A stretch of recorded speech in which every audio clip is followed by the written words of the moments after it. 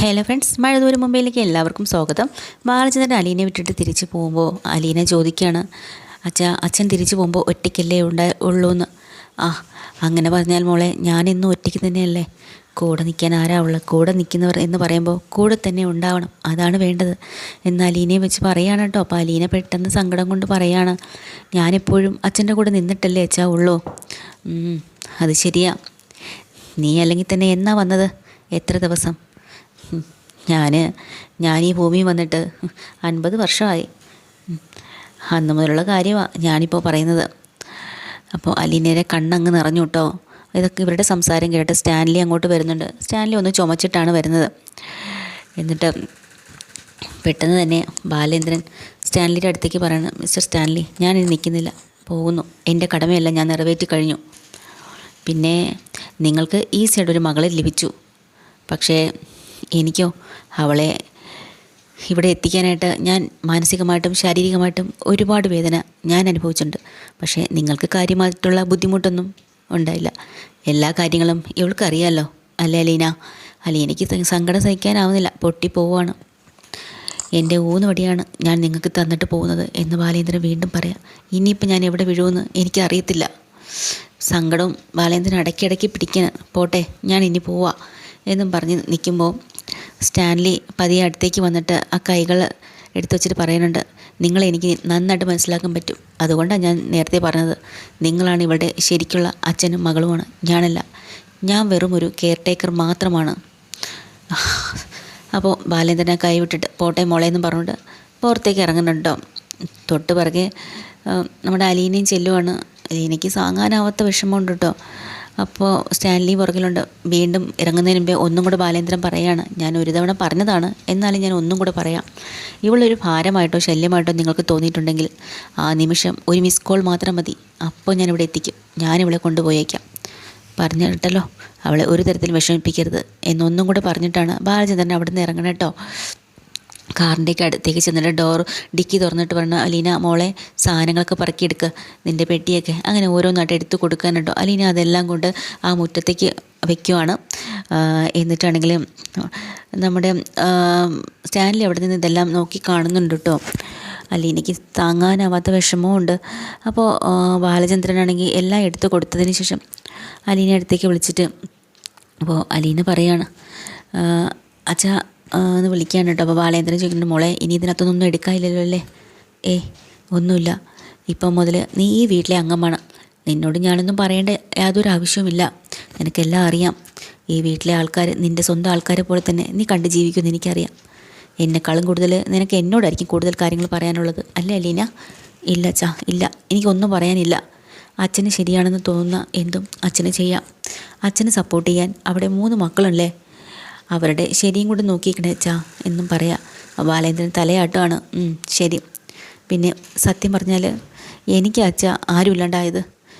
അച്ഛനും കൂടെ പോകുമ്പോൾ എന്നെ ഏതോ കാട്ടിൽ കൊണ്ടുവിട്ടതുപോലെ എനിക്ക് തോന്നുക എന്നും പറഞ്ഞ് അലീന പൊട്ടിക്കരയാണ് കേട്ടോ. ബാലേന്ദ്രനും സഹിക്കാനാവുന്നില്ല അലീനയുടെ കണ്ണീര് കാണുമ്പോൾ. മോളെ, ഞാനിന്ന് തിരിച്ചു പോകുന്നില്ല. ഞാനിവിടെ പുനലൂർ തന്നെ കാണും. ഒരു ഹോട്ടലിൽ റൂമെടുത്ത് അവിടെ തങ്ങും. നിന്നെ ഇവിടെ കൊണ്ട് ഒറ്റയ്ക്ക് വിട്ടിട്ട് ഞാൻ കടപ്പാരി വീട്ടിലേക്ക് ചെന്ന് കയറാൻ എനിക്ക് ബുദ്ധിമുട്ടുണ്ട്. അവിടെ തന്നെ എല്ലാവരും ചോദിക്കും എന്നോട്, നിന്നെ കൊണ്ടുവിട്ടിട്ട് പോന്നോന്ന്. അപ്പോൾ എനിക്ക് അവരുടെയൊക്കെ എന്ത് മറുപടി പറയാൻ പറ്റും, എങ്ങനെ പറയാൻ പറ്റും? അപ്പോൾ എനിക്കതൊന്നും പറ്റില്ല മോളെ, താങ്ങാനാവില്ല. അതുകൊണ്ട് ഞാനിവിടെ തന്നെ കാണും. പിന്നെ ഞാൻ നിന്നോട് ഒരു കാര്യം കൂടെ പറയാം. എന്തെങ്കിലും വിഷമം തോന്നിയാൽ നീ എന്നെ വിളിക്കണം. പുനലൂർ എന്ന് പറയുന്നത് ഒരുപാട് ദൂരമുള്ള സ്ഥലമൊന്നുമില്ല. എനിക്കിവിടെ എത്താൻ വെറും 1/2 മണിക്കൂർ മതി. ഞാൻ ഓടിയെത്തും. അച്ഛാ, എന്നെ ഓർത്ത് അച്ഛൻ വിഷമിക്കണ്ട. ഞാൻ എങ്ങനെയും പിടിച്ച് നിൽക്കും എവിടെ ചെന്നാലും. അത് ശരിയാ, അതെനിക്ക് നന്നായിട്ടറിയാം. പക്ഷേ നീ ഇല്ലാത്ത വീട്ടിൽ ഞാനും എൻ്റെ മക്കളും ജീവിച്ച് ശീലിക്കാൻ കുറച്ച് ബുദ്ധിമുട്ടും. സാരമില്ല, ആരും എന്നും കൂടെ ഉണ്ടാവില്ലല്ലോ അല്ലേ? അച്ഛാ, അങ്ങനെയൊന്നും പറയല്ലേ, വിഷമിക്കല്ലേ. അച്ഛന് വയ്യാത്ത ആളാണെന്ന് ഓർക്കണം. അച്ഛന് മരുന്ന് കഴിക്കണമെന്ന് മറക്കരുത്. ഞാൻ കൃഷ്ണമോളോട് എല്ലാം പറഞ്ഞ് ഏൽപ്പിച്ചിട്ടുണ്ട്. അപ്പോൾ ബാലേന്ദ്രൻ കണ്ണാടി ഊരിയിട്ട് മോളോട് ചോദിക്കുന്നുണ്ട്, കഴിഞ്ഞോ കാര്യങ്ങൾ?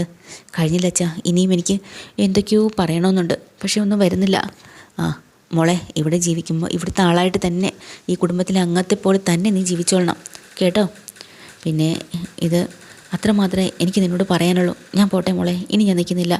ഇത്രയും പറഞ്ഞ് ബാലേന്ദ്രൻ ഒന്നും കൂടെ അലീനയുടെ തോളിലും കവിളിലും ഒക്കെ ഒന്ന് തഴുകി ഒരു സ്നേഹവാത്സല്യമൊക്കെ കൊടുത്തിട്ടാണ് ബാലേന്ദ്രൻ കാറി കയറി പോകുന്നുണ്ട്. ആ ഗേറ്റ് കടന്നു പോകുന്നതുവരെ അലീന അവിടെ തന്നെ നിൽക്കുന്നുണ്ടായിരുന്നു.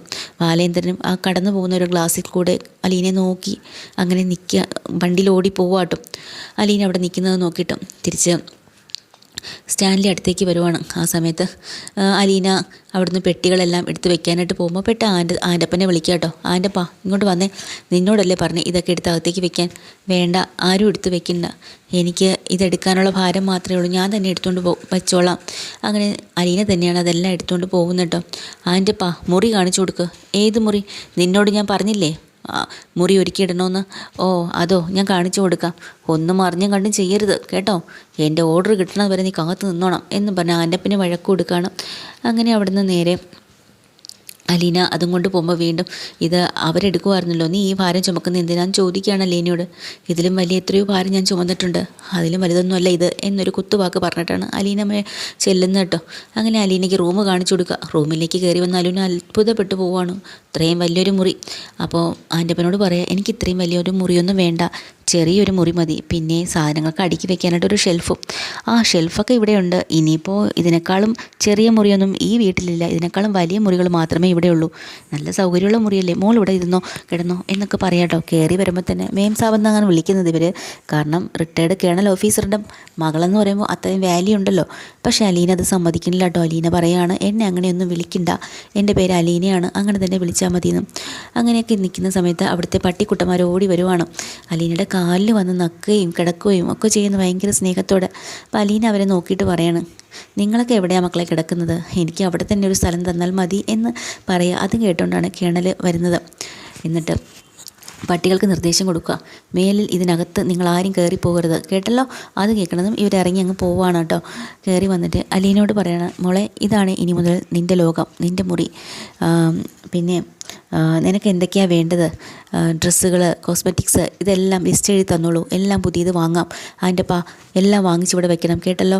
അപ്പോൾ അലീന പറയാം, എനിക്കിതൊന്നും വേണ്ട. അങ്ങനെ പറഞ്ഞാൽ പറ്റില്ല, ഞാൻ ആരാണെന്ന് നിനക്കറിയോ, റിട്ടയർഡ് കേണൽ ഓഫീസറാണ്, അദ്ദേഹത്തിൻ്റെ മകളാണ് നീ. അപ്പോൾ ഇനിയുള്ള ജീവിത സാഹചര്യങ്ങളും മാറണം, അതുപോലെ ആവണം ഇനിയുള്ള നിൻ്റെ ജീവിതം. അതുകൊണ്ട് എനിക്ക് ആവശ്യത്തിനുള്ള തുണികളെല്ലാം ഉണ്ട്, ആയിക്കോട്ടെ അതൊക്കെ ഇരുന്നോട്ടെ, എന്നാലും പുതിയതൊക്കെ വാങ്ങണം. പുതിയതൊക്കെ ഇടാൻ ഒരുപാട് മോഹിച്ചിരുന്നൊരു കാലം എനിക്കുണ്ടായിരുന്നു. ഒന്നിന് പിറകെ ഒന്ന് കിട്ടാതെ കീറിയത് പോലും തുന്നിച്ചേർത്ത് ആഗ്രഹത്തോടുകൂടി ജീവിച്ച് അത് ഇട്ടുകൊണ്ട് നടന്നൊരു കാലം. അപ്പോൾ കേണലിൻ്റെ മുഖം വല്ലാതെ ഒന്ന് വിഷമിച്ചു കേട്ടോ. അപ്പോൾ അയാൾ പറയുന്നുണ്ട്, മോളെ സോറി, അല്ല ഞാൻ കുറ്റപ്പെടുത്താൻ വേണ്ടി പറഞ്ഞതല്ല, ഓക്കെ, എന്നാലും എനിക്ക് ഇങ്ങനൊരു മോളുണ്ടെന്ന് പോലും അറിയില്ലായിരുന്നല്ലോ.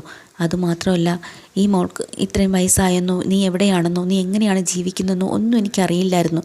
അതെ എനിക്കറിയാം, ഞാൻ കുറ്റപ്പെടുത്തിയതല്ല. ശരി, എന്തായാലും മോളുടെ ഇഷ്ടം പോലെ ഇതാണ് നിൻ്റെ ലോകം, അത് മാത്രം നീ മനസ്സിലാക്കിയാൽ മതി എന്നൊക്കെ അലീന ഇങ്ങനെ പറയുന്നുണ്ട് കേട്ടോ. അപ്പോൾ കേണലിന് നല്ല വിഷമം ഉണ്ട് മോളുടെ കാര്യങ്ങൾക്ക്. എന്നാലും ആൻ്റപ്പന് കുറച്ച് നിർദ്ദേശങ്ങൾ കൊടുക്കുന്നുണ്ട്. അതെ, കുട്ടിയെ വിഷമിപ്പിക്കരുത്, കുട്ടിയെ ഇവിടെ എല്ലാവരും കൊണ്ടു നടന്ന് ഗാർഡനും ഔട്ട് ഹൗസും നമ്മുടെ ചുറ്റുപാടുള്ള എസ്റ്റേറ്റുകളും ഒക്കെ കൊണ്ടു നടന്ന് കാണിച്ചു കൊടുത്തേക്കണം കേട്ടോ എന്നും പറഞ്ഞ് നിർദ്ദേശം കൊടുക്കണം. അലീനയ്ക്കൊരു വല്ലാത്തൊരു അവസ്ഥയായിപ്പോയി. പുതിയ സ്ഥലം, പുതിയ ആളുകൾ, പുതിയ രീതികൾ എല്ലാം ഒന്ന് ഇണങ്ങി വരണമല്ലോ. അത് കഴിഞ്ഞ് വാളിച്ചത്തിനം പോകുന്ന വഴി ഒരുപാട് സങ്കടപ്പെടുക കേട്ടോ. മനസ്സ് നിറഞ്ഞ സങ്കടം കൊണ്ട് ആ കാർ ഓടിച്ച് പോവാണ്. ആ നേരത്താണ് ഇവിടെ മനുവിൻ്റെ കോള് വരുന്നത്. അപ്പോൾ മനു എന്താടാ ചോദിക്കുകയാണ്. അങ്കിളെ എന്തായി, എവിടെയാ അങ്കിള്? ഞാൻ കുളത്തൂപ്പുഴ. കൊണ്ടുവിട്ടോ? വിട്ടിട്ട് വരുന്ന വഴി തന്നെയാണ്. അത് ശരി, നീ ഇപ്പം എവിടെയാ? അല്ല ഞാനിവിടെ കടപ്പാട്ടുണ്ട്. അത് ശരി, നീ അവിടെ ഉണ്ടോ? നല്ല കാര്യം, ഞാൻ വെറുതെ വന്നല്ലെന്നേ, വൈജയൻ ആൻറ്റിയെ കൊണ്ടുവിടാൻ വന്നതാ. ഓ അത് ശരി. പിന്നെ അലീന എന്ന് പറഞ്ഞ ശത്രു ഇവിടുന്ന് പോയില്ലേ, ഇനിയിപ്പോൾ ആൻറ്റിക്ക് ഭരണം തിരികെ പിടിക്കാമല്ലോ.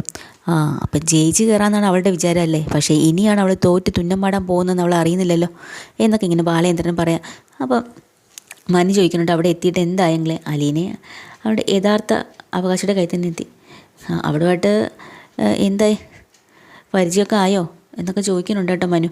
അപ്പോൾ ബാലേന്ദ്രൻ പറഞ്ഞു, ഈ സ്റ്റാൻലി ജോസഫിൻ്റെ അടുത്തേക്കല്ലേ കൊണ്ടുപോയത്, അവിടെയാണ്, കുഴപ്പമില്ല, പരിചയപ്പെട്ടൊക്കെ വരണ്ടേ. അപ്പം മനു ചോദിക്കുന്നുണ്ട്, അയാൾക്ക് ഭാര്യയും മക്കളൊന്നും ഇല്ലേ, അവർക്കതൊക്കെ അറിയോ, അവർക്കറിയോ ഇത് അയാളുടെ മകളാണെന്ന്? അവരുടെ സമ്മതത്തോടെ ആണോ ഏറ്റെടുത്തിരിക്കുന്നത് എന്നൊക്കെ മനു ചോദിക്കുന്നുണ്ട്.